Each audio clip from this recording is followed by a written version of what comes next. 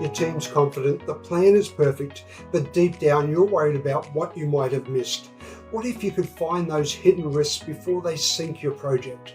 Well, the good news is you can, and let me show you one technique that will transform your decision making. It's called a pre-mortem.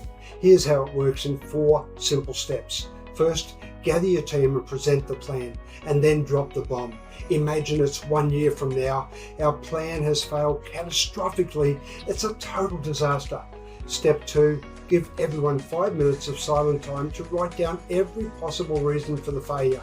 This is crucial because it stops groupthink. Then in step 3, go around the room and hear every single reason. You're going to be blown away at what your team already fears but just hasn't said aloud. And then step 4, take the top 2 or 3 most likely risks and ask, what can we do right now to prevent these? This is where you build mitigations into your plan. You're not just identifying the problems, but you're solving them proactively.